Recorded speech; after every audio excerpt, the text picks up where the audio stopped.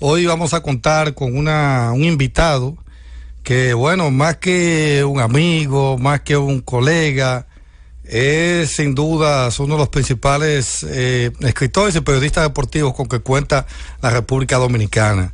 El maestro Carlos Nina Gómez, profesor también catedrático universitario y que a través tanto del Instituto Dominicano del Periodismo como del Colegio Dominicano de Periodismo ha impartido charlas de capacitación, cursos, y no hay dudas de que a nivel de sus producciones literarias, en el caso de esos libros que Nina ya va para el número 20, sobre todo en lo personal, y yo se lo he hecho extensivo siempre a él, el libro de redacción deportiva que Nina publicó, eso es una delicia, es de antología, la forma en que ahí se puntualizan aspectos básicos de lo que debe ser la normativa que debe primar en todo cronista deportivo, la forma en que incluso se deben cuidar los detalles desde el punto de vista ético, desde el punto de vista de cuidar el lenguaje, las buenas costumbres. Yo no hay dudas de que este libro de redacción deportiva, en lo personal, yo pienso que el que más aportes le ha hecho, sobre todo a esa bibliografía, en lo que tiene que ver con esa crónica deportiva que emerge y que puede encontrar ahí en ese libro, como otros tantos que el maestro Carlos Nina Gómez ha escrito, un referente obligado de calidad y de un aporte invaluable a la bibliografía deportiva dominicana. Así es que vamos a pasar de inmediato con nuestro compañero Tenchi Rodríguez y luego Tenchi a su vez va a presentarles a todos ustedes al maestro Carlos Nina Gómez. Tenchi, hermano, buenas tardes. Buenas tardes, Héctor. Qué placer iniciar este sábado como de costumbre, los últimos, junto a ti, a Francis y a toda la República Dominicana, en especial a los dominicanos que nos escuchan fuera. Hoy para mí, como cada sábado, es especial, pero este tiene un toque mágico de la amistad. Para mí es un honor presentar a mi amigo personal, escritor, maestro, profesor de gramática y el cronista deportivo de mayor superación en la historia de la crónica deportiva de República Dominicana, el maestro Carlos Nina Gómez. Hermano, bienvenido, ¿cómo se siente? Bueno, saludos, Tenchi Rodríguez. ¿Cuánto tiempo que no hablamos? Bueno, por teléfono hemos hablado de otras ocasiones, las últimas veces que he estado en Nueva York no nos hemos podido ver, etcétera, pero siempre te distingo, y eso siempre lo hablo con el compañero Héctor Gómez, que es también un referente de la decencia de la prensa deportiva. Mi familia lo quiere a usted, mi familia lo quiere a usted lo sabe. Eso es recíproco, claro, a tu esposa. Yo no recuerdo, mira, yo soy un hombre de una memoria grandiosa, yo no me olvido de ese lugar en Brooklyn, ese salmón al vapor que yo me comí, que me brindó ella. No, bro, de tiempo, que ahora es muy corto para hablar con esa leyenda de San Carlos que nos dio de orgullo. Mira, de inmediato, que te pregunto. Tú eres escogidista, ¿verdad? Explícale al país por qué tú eres escogidista. Bueno, lo primero es que soy escogidista porque nací en San Carlos. El equipo de los Leones del Escogido se fundó en febrero de 1921 en el barrio San Carlos. El 95% de las personas que viven en San Carlos son simpatizantes del equipo de los Leones del Escogido. Claro, hay algunos infiltrados ahí, ¿verdad? que llegaron últimos y son liceístas, ¿verdad? Pero realmente San Carlos es escogidista, como también el equipo de San Carlos de baloncesto, que ha sido el equipo que más coronas ha ganado en el baloncesto superior masculino de República Dominicana. O sea, cuando ganaba el equipo San Carlos, esas 5 esquinas, que es el único barrio del país que tiene 5 esquinas, también San Carlos. O sea, mucha tradición. No, del país no, Nina, del país no, de la capital, en La Vega, en Villarrosa, hay 5 esquinas también. Ah, qué bien, está bien.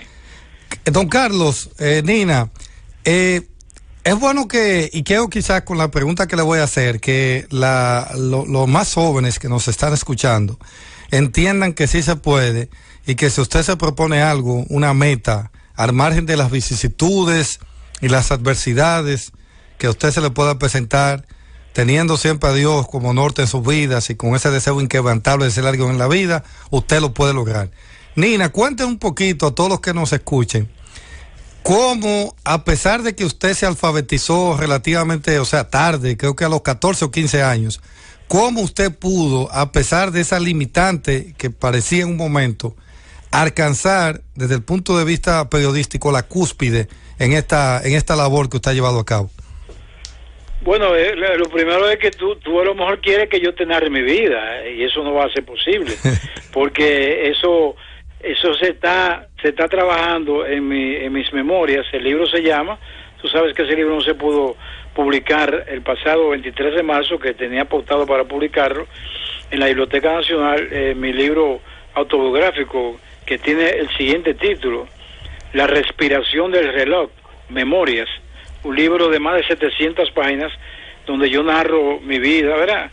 Narro mi vida desde que nací, desde que mi madre murió, que murió cuando yo tenía 2 años, y ahí comencé a pasar muchas vicisitudes. Entonces, yo no te puedo responder de manera concreta y ya, porque es una respuesta muy amplia, y esa respuesta la digo en mis memorias, que repetimos, no se pudo publicar el pasado 23 de marzo por el asunto del coronavirus, pero que estamos haciendo una cuarta ahora revisión y algunos textos nuevos, algunas anécdotas agregados a esa obra. Repito, va a tener cerca de 730 páginas. Entonces va a ser mi obra cumbre. Yo he escrito 19 libros, este va a ser el número 20, que va a ser mi obra cumbre, porque insisto, narro una serie de aspectos, porque es un libro donde abarca una serie de segmentos desde que yo era niño, los 3 o 4 años. Después yo tuve que dormir en los aguanes, en las calles, tuve que vender maníes, tuve que ser limpiabotas, paletero, echando viajes en el mercado, pidiendo limosnas con mi abuela en los mercados, etcétera, etcétera. Y como tú apuntaste, porque yo te lo he revelado, tú eres mi hermano, yo me alfabeticé, sí, a los 14 años, yo era iletrado, ¿verdad? Y entonces todo eso yo lo narro ahí. Mucha gente me dice, pero ¿cómo hacer eso? Digo, sí, así es, porque hay gente que tiene... ese libro, en ese libro, Nina, será publicado, que el país conozca. ¿Cómo fue que tú caíste al batallón en la guerra de 35? No te entiendo, ¿cómo fue la cosa? ¿Cómo fue que Carlos Mina Gómez cae a un batallón de la Revolución de 1965? Ah, sí, yo tenía ya rondando los 15 años. Es una narración, Tenchi, muy larga también, que yo lo narro también en el libro. Incluso cuando me llevó un amigo mío al Comando Santo Domingo de Atocha, en San Carlos, no me quisieron aceptar, porque el moquetón, le decíamos nosotros, era más grande que yo. Entonces no quisieron aceptar porque yo era muy pequeño, y entonces el amigo mío le dijo, no, pero él quiere combatir por la patria. No, pero es que no puede porque no es pequeño. Entonces por ahí María se va.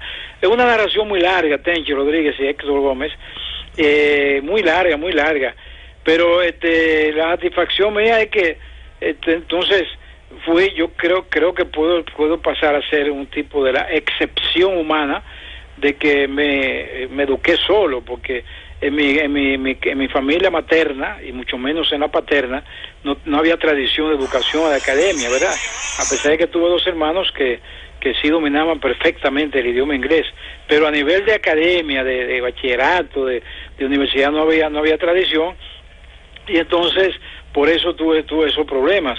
Entonces yo mismo, con el pasar del tiempo, ahí yo narro, ahí yo cito a algunas personalidades, algunas personas que están vivas, que fueron que me comenzaron a llamarme a la escuela. Yo, tú tienes que ir a la escuela, incluyendo un compadre mío que se llama ingeniero Federico de los Santos, y muchas cosas, porque como dije ahorita,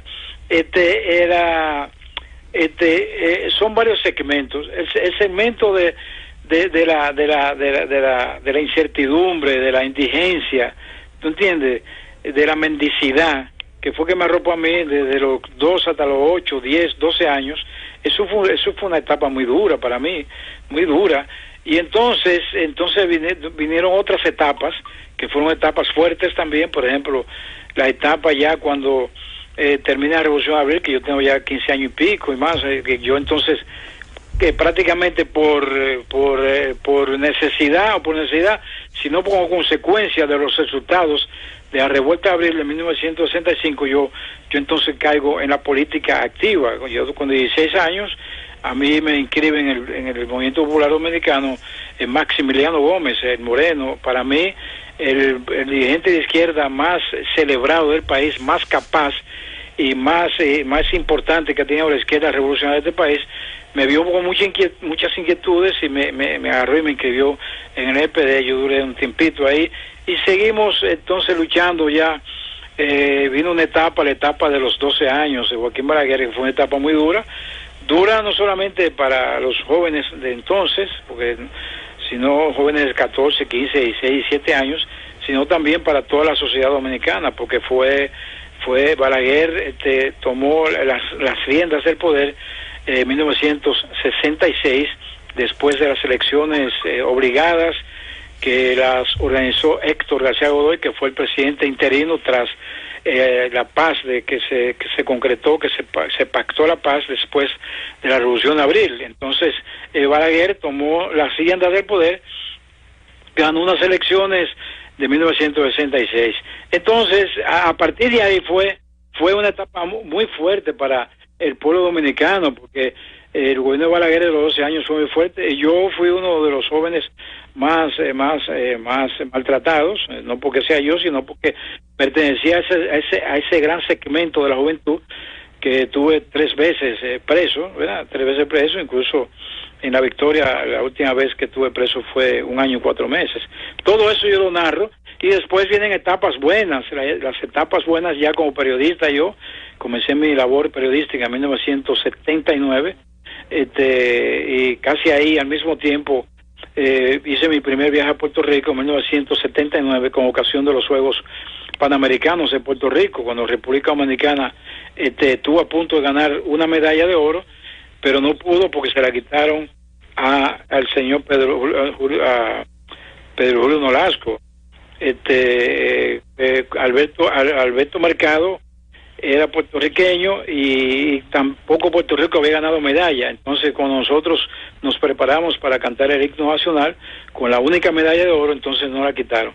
Y entonces, a partir de ahí, comenzó la vida mía ya como profesional del periodismo. Incluso me declararon el novato del año, el periódico nacional, porque hice una labor extraordinaria y al mismo tiempo yo era... Carolina, antes de entrar a esa labor extraordinaria del periodista, sería bueno que el país sepa. Esa época que tú mencionas, el baloncesto, San Carlos, del béisbol, el Escogido, el boxeo, los chilinales. Fausto Sea fue amigo personal tuyo, Nina. No, Fausto Sea Rodríguez fue mi hermano. Éramos vecinos en la calle Barahona. Yo vivía en la 157, casi que en la Bota Vecina, y él vivía en la 159, al lado ahí, casi que en la 11 de julio. Incluso yo le digo a mucha gente cosas que yo hice guantes con José Rodríguez, y hicimos guantes, sí, esos patios de San Carlos, y cuando me metió ese gancho de izquierda a los planos bajos, yo dije, quítame tus guantes, que este hombre era muy duro. Pero nosotros le decíamos cunino a él, y recuerdo su muerte muy lamentable. La muerte debe ser una de las muertes que más estremeció la República Dominicana en su historia. ¿Cómo fue? Debe ser uno de los fallecimientos inesperados que más ha estremecido la República Dominicana en su historia. En Correcto. El momento que sucedió. Hubo 2 acontecimientos que estremecieron a la sociedad dominicana, al país y básicamente al deporte. Primero, la muerte el accidente de aviación el 15 de febrero de 1970, cuando murió nuestro primer campeón mundial, Carlos Teo Cruz, que ganó su primer título el 29 de junio de 1968, que él había perdido ya el título frente a Mando Ramos, un californiano, y entonces ya tenía pactada una revancha y se iba para Puerto Rico, y el avión, usted sabe lo que pasó ahí, hubo un atentado ahí, murió también la selección juvenil de voleibol de Puerto Rico, y entonces se dice que Inver Barrera iba en ese avión y por eso pusieron esa bomba, etcétera. Ese acontecimiento fue terrible para la República Dominicana, y el otro acontecimiento fue el de Fausto Rodríguez apenas 7 años después, el 14 de agosto de 1977, en la entonces resbaladiza autopista de las Américas, murió César Rodríguez. Murió no solamente él, sino su esposa Marta y un hijo de apenas 1 año y 2 o 3 meses, que murió en ese fatal accidente. César Rodríguez, que no era un boxeador técnico, o sea, no tenía ese gran dominio de la técnica, pero como para retirarse, para dejar una historia positiva en lo que respecta a la técnica de boxeo, el 8 de agosto de 1977, es decir, 6 días antes de su trágica muerte, él tuvo una gran pelea frente a Alfonso Hyman, un boxeador de Filadelfia, ahí en Paso Deportes, y dio una exhibición de boxeo.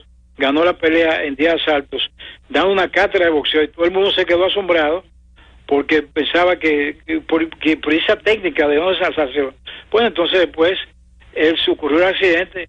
En la víspera ya se estaban haciendo los contactos necesarios para que César Rodríguez disputara el título mundial del peso welter frente a Carlos Palomino, que en ese entonces era el campeón mundial welter del Consejo Mundial de Boxeo, mientras que Pipino Cuevas era campeón mundial de la misma división por la Asociación Mundial de Boxeo. Pipino Cuevas tuvo la oportunidad porque Cholo Espada, puertorriqueño, que era entonces campeón mundial de la Asociación Mundial de Boxeo welter, nunca quiso pelear con César Rodríguez, que había hecho César Rodríguez su carrera en Puerto Rico, donde recibió el bautismo como la maravilla dominicana, porque fue un estelar del boxeo de Puerto Rico. Su manejador primero fue Felipe La Voz Rodríguez, uno de los cantantes más emblemáticos de Puerto Rico. Y entonces, en vez de pelear con César Rodríguez, el señor Cholo Espada, entonces le dio la oportunidad a Pipino Cuevas, y Pipino Cuevas lo noqueó en 3 asaltos, y entonces pasó a ser campeón mundial welter de la AMB. Y entonces, cuando en la víspera estaba haciendo los arreglos del lugar para que César Rodríguez hiciera la pelea frente al señor Palomino, Carlos Palomino, entonces ocurrió ese fatal accidente. Escuchándote al hablar en términos retrospectivos de esos difíciles momentos de convulsión social y política en el cual estaba atravesando el país en ese entonces, y cómo sufriste en carne propia parte de la secuela y las consecuencias de esos regímenes dictatoriales. Y en ese sentido, no sé hasta qué punto esa coyuntura política que te tocó vivir, hasta cierto punto pudo marcar, desde el punto de vista de la concepción que tienes como periodista, el hecho de tener la capacidad de abordar temas más allá del deportivo per se. Y constantemente vemos, por ejemplo, como en la columna que sale publicada todos los viernes en el matutino del Caribe, tú asumes posiciones políticas y abordas variopintos temas de lo que es la realidad sociopolítica dominicana. ¿Entiendes tú que esa situación que viviste sirvió de caldo de cultivo para tener ese espíritu crítico en los temas que tú tocas en tu columna, maestro?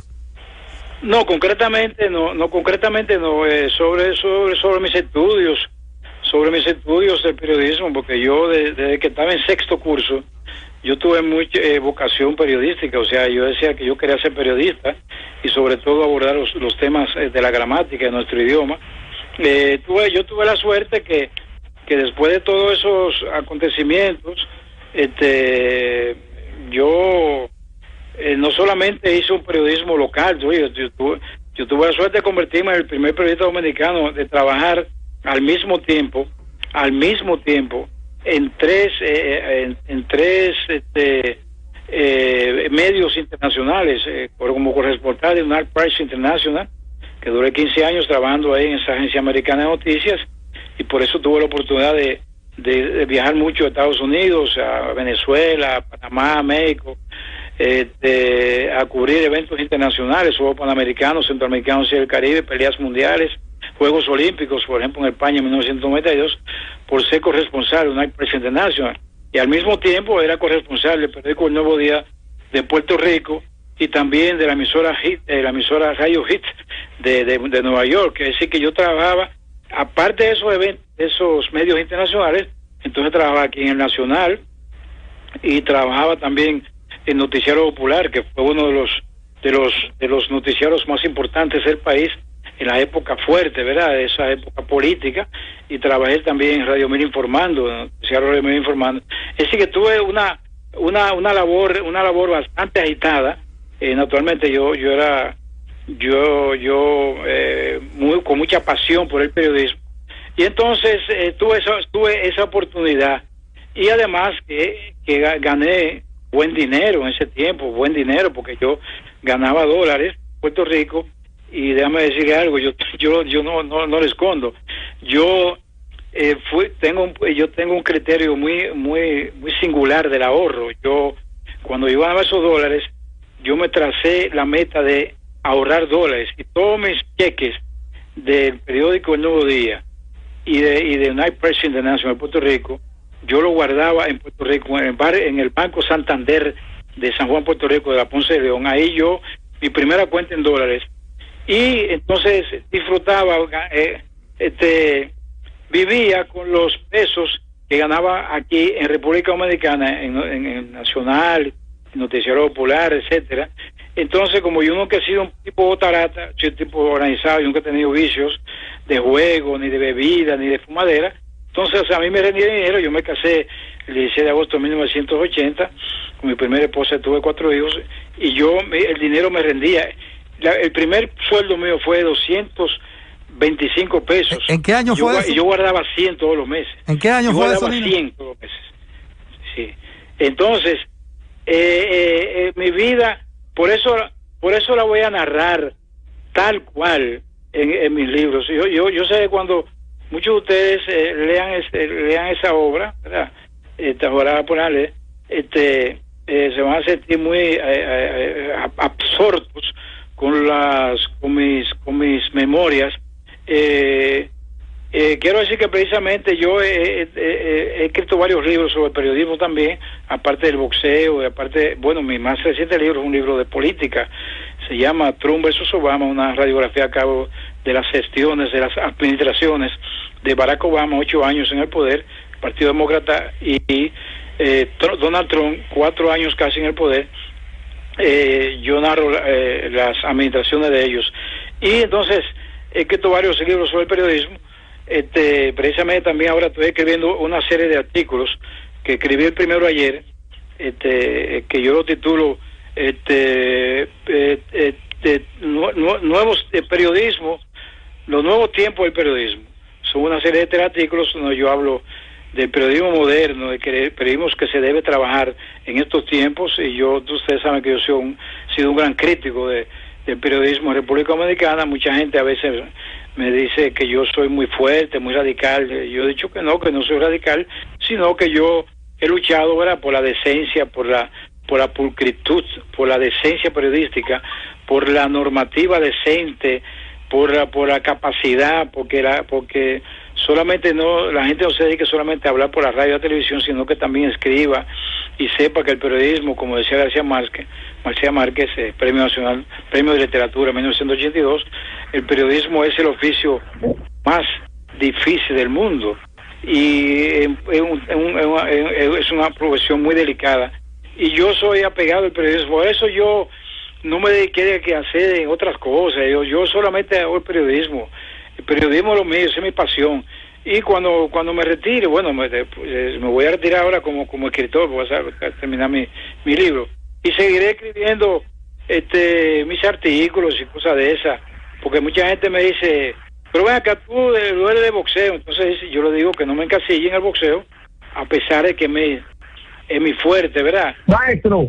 Porque yo he escrito los textos que he escrito sobre periodismo, he dicho que el periodismo debe ser especializado. Que si Tencho Rodríguez, por ejemplo, lo que sabe béisbol, que se dedique al béisbol, y cuando él escriba y hable de béisbol, hay que hacerle caso, que si Héctor Gómez habla de estadísticas, de béisbol, que cuando él habla de eso hay que hacerle caso porque él es el que sabe de eso. ¿Tú entiendes? O sea, yo soy partidario. Tiene razón ahí. Maestro, yo recibí hace varios años un libro especial de el profesor Gonzalo Mejía, La historia del deporte dominicano. Sí, yo lo sé. Encontré una foto de Joel Luis, el bombardero de Detroit, y Rocky Marciano y su esposa Bárbara, que visitaron República Dominicana. ¿Y por qué antes era tan fácil que esas grandes leyendas servían de motivación visitando nuestro país? No lo invitan ni un boxeador fake, maestro. Háblame de eso. ¿Y en qué año yo fue recuerdo eso, maestro? la visita. Bueno, yo era un muchacho, no pensaba el periodista. Pues yo recuerdo, pero además recuerdo, ahora que tú hablas de eso, hay que la historia hay que fusionarla con los hechos. Que la pelea más desastrosa que hizo Joe Louis, el único boxeador en la historia que ha hecho 25 defensas de un título mundial, hizo 25 defensas de su título mundial, que ganó en 1936-38 frente a Max Schmeling, aquel boxeador alemán. En la primera pelea, en el 36, el señor Max Schmeling lo derrotó por nocaut en asalto 12, y en la segunda, 23 de junio de 1938, el señor Joe Louis lo noqueó en el primer asalto. En tu estadio, en tu legendario estadio, Tenchi, Yankee Stadium, más de 330,000 personas.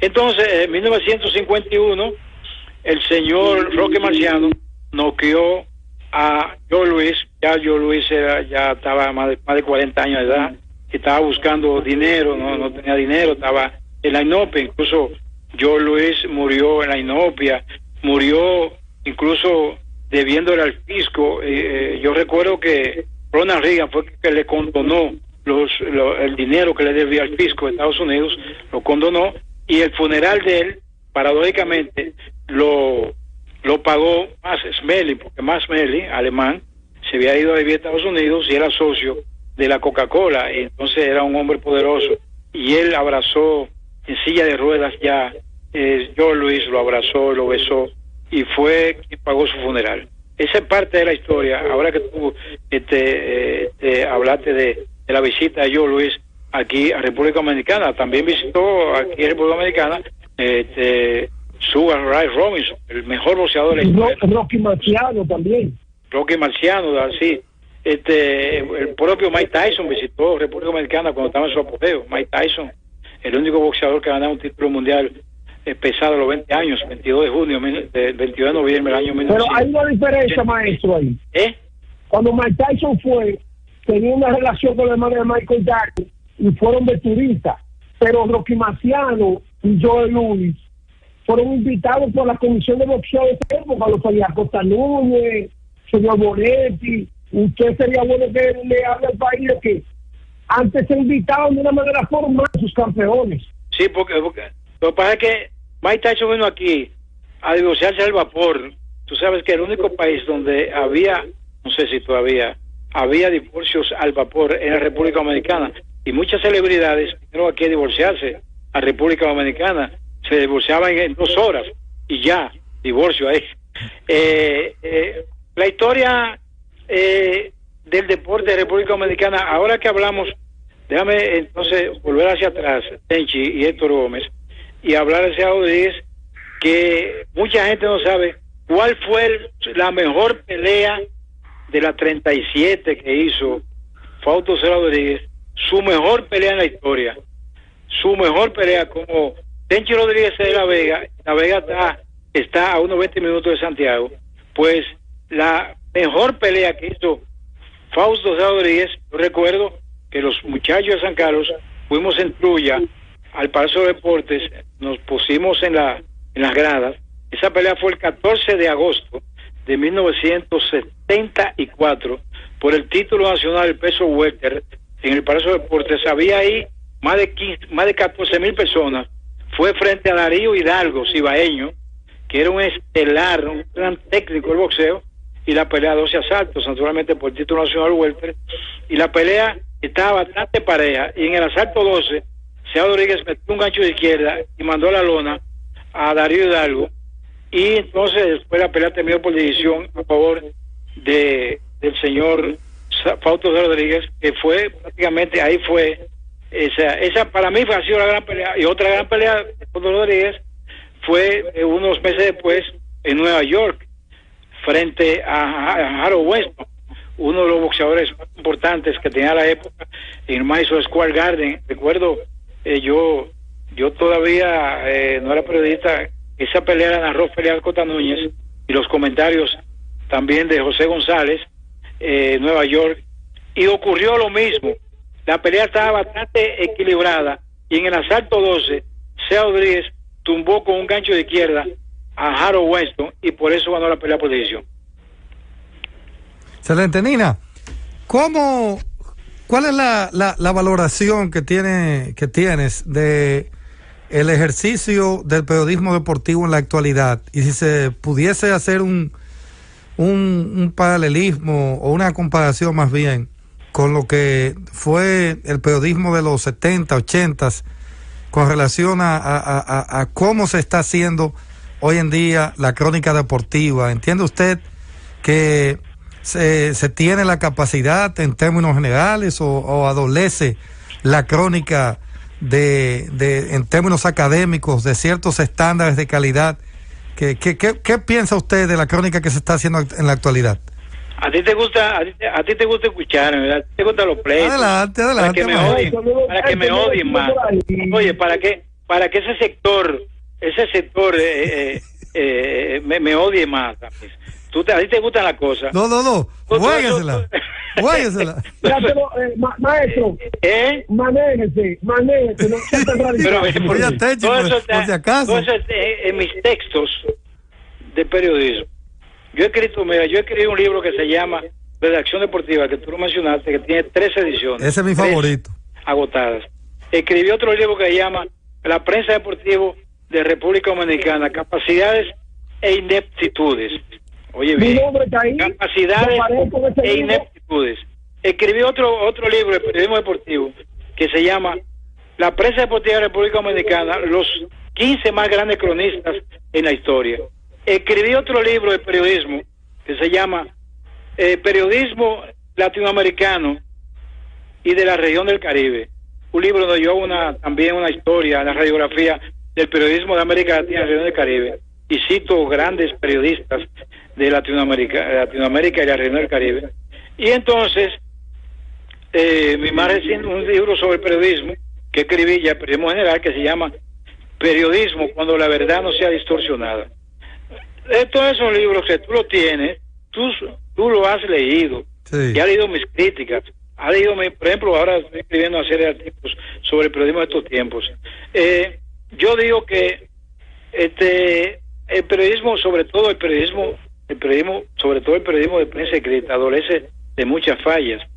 Hay talento, pero el periodismo deportivo, por ejemplo, de estos tiempos, de estos tiempos, no se puede parangonar con el periodismo de los 60, 70 y 80 y 90.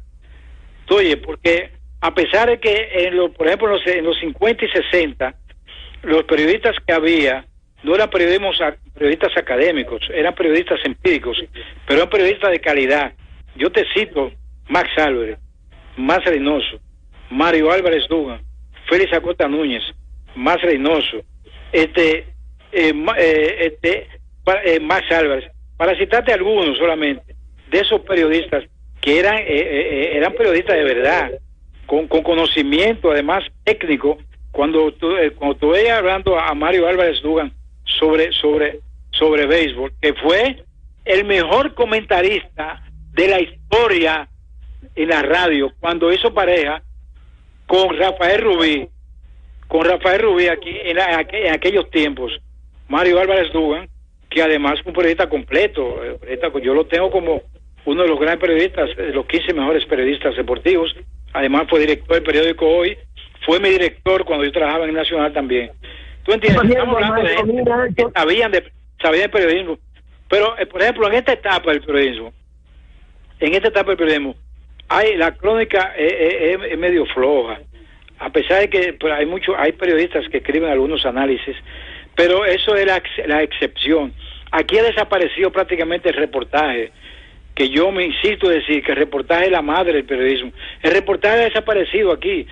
Yo soy de la escuela de Estados Unidos, porque yo trabajé 15 años en una agencia internacional de noticias, y yo aprendí mucho, aprendí códigos del periodismo norteamericano. ¿Tú entiendes? El mejor periodismo que se hace, bueno, en mi libro ahora que estoy escribiendo, yo cito a un director de periódico que está vivo, que yo iba a ser, bueno, no voy a citar el periódico ni nada de eso, pero que no me quiso dar un puesto porque de que yo era un periodismo muy polémico y yo tuve que decir dos cosas.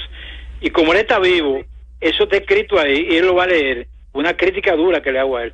Entonces, aquí, por ejemplo, aquí no se hace reportaje ya. Aquí es difícil que usted haga un análisis. Aquí lo que hace, porque no se puede confundir lo que es la noticia amplia, grande, ampulosa, con fotografías grandes, con el reportaje, o con el análisis, o con la noticia en perspectiva, que es el último género del periodismo moderno, la noticia en perspectiva, que se parece mucho al análisis. ¿Tú entiendes? O sea, aquí no es reportaje. ¿Tú entiendes? Aquí no es reportaje, y es reportaje de literatura. O sea, lo decía en su gran escuela de periodismo, García Márquez, el reportaje de literatura. ¿Tú entiendes?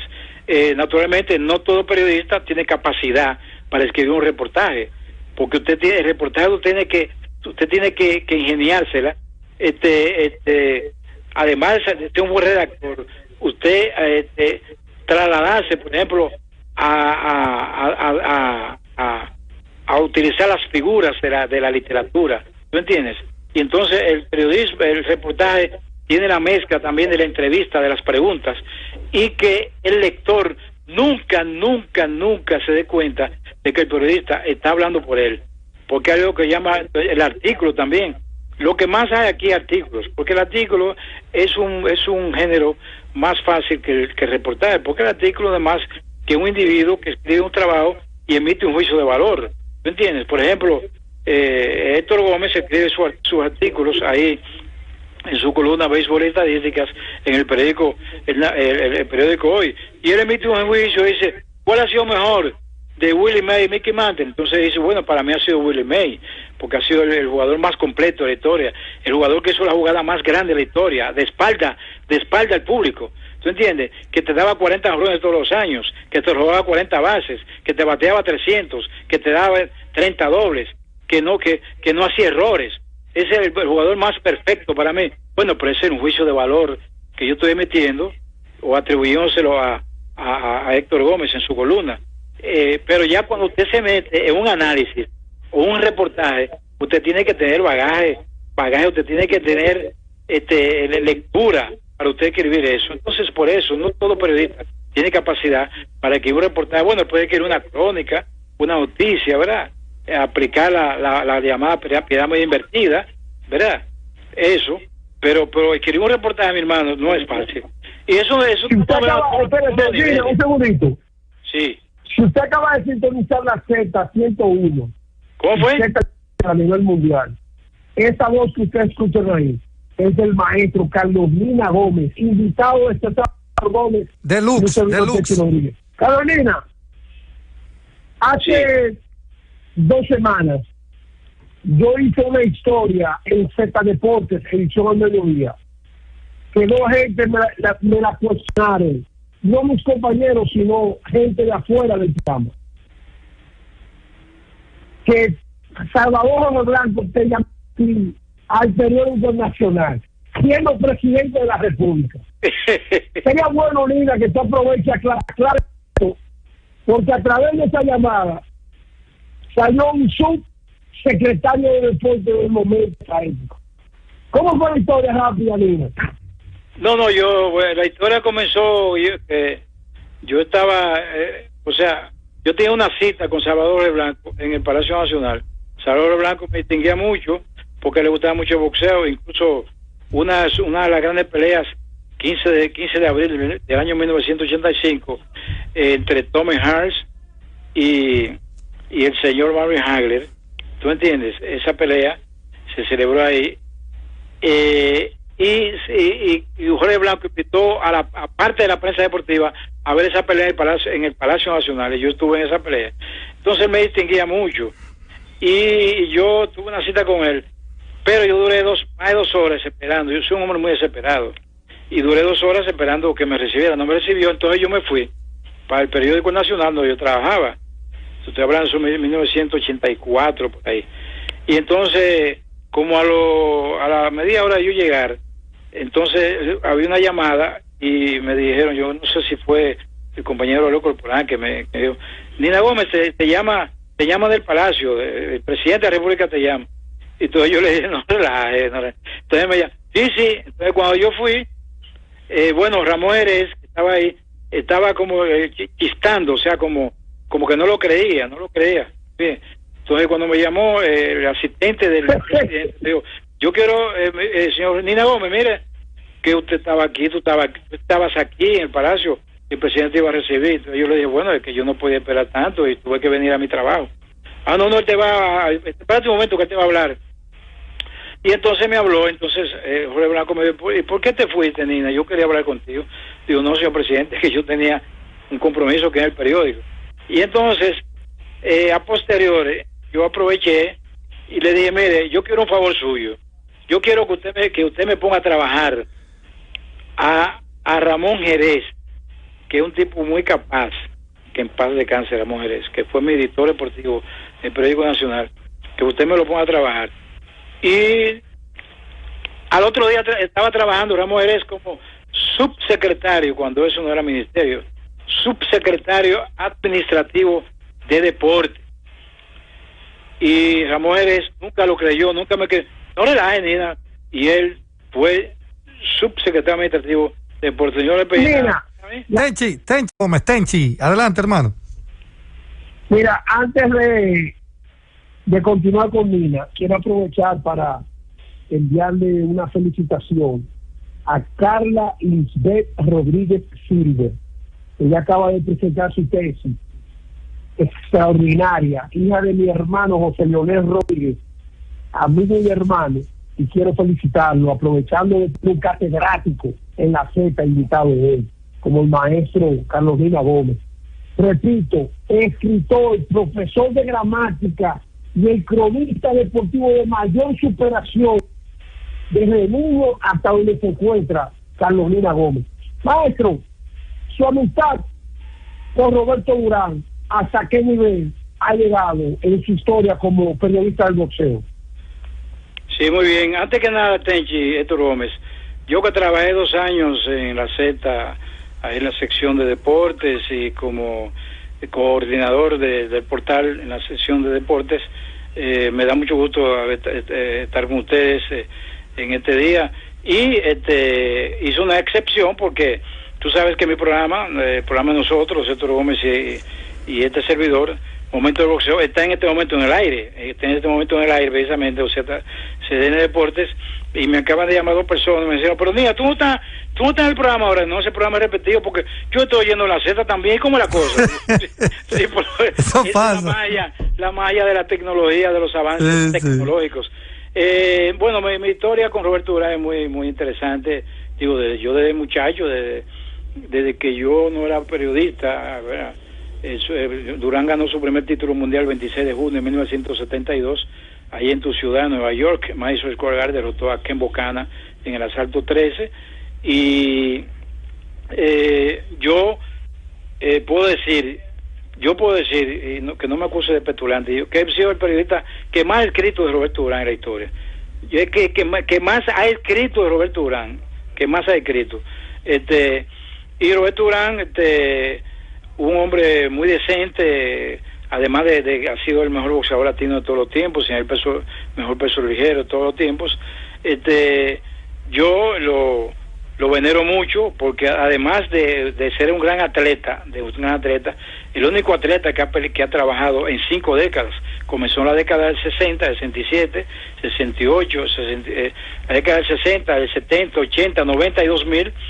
Se retiró en el 2001, cuando tuvo un accidente después de haber peleado con Jorge la locomotora Castro en Argentina, tuvo un accidente en Mar del Plata y tuvo lesiones en varias costillas y hasta la lesión de un pulmón tuvo precisamente Roberto Durán. He escrito bastante de él, quizás y sin quizás fui el único analista que pronosticó su victoria, su mejor pelea en la historia, para mí la mejor pelea, que cuando fue a pelear con Alan Barker el 24 de febrero de 1989 en Atlantic City. Yo fui a esa pelea, yo fui 15 días antes a Nueva York a sus entrenamientos ahí en la calle en Broadway, aquí en la Séptima Avenida, y yo pronostiqué su victoria frente a Alan Barker, un boxeador de 5 pies menos de 7 pulgadas, y además de eso en el pesaje pesó 156 libras y media, fíjense que el señor Alan Barker pesó 160 libras exactas y venía de derrotar 2 veces a Tommy Hearns, una por nocaut, y yo dije que él iba a ganar esa pelea y la ganó, esa gran pelea Roberto Durán. Así que la historia de Roberto Durán yo me la sé. Podemos decir, Nina, que Roberto Manuel Pérez Durán tiene los dos mejores amigos, Carolina Gómez y Carlos José Rosario. Ese amigo de él allá también. Sí, Carlos Salcero, Carlos José Rosario. No, tú dices de Miami. Sí, mi amigo de Miami, sí, sí, Rosario. Yo en Miami, yo he compartido mucho con Carlos C. Y entonces, no sé por qué, tengo que tirar esa cosita, por qué usted ha marginado a los oyentes de la Z que no han interactuado con nosotros. ¿Por qué? Los sábados no, Nina. Yo no sabía. No, los sábados, porque 1 hora, entonces si concedemos llamadas, perdemos espacio con el invitado. Así es. Mira que no debiéramos tener una semana, Carolina, porque hablar de ti sobre ti es muy 1 hora. Bueno, maestro, finalmente ya unas palabras de, si se quiere, de motivación a los jóvenes estudiantes de comunicación social, ya en la parte final, que aquí está Francia haciéndome más señas que un DGZ a las 5 de la tarde. Un mensaje a los que están cursando la crónica deportiva. Juntos a la Z. El mismo día entramos a la Z. Eso es verdad, y no, sí es verdad, se promocionó.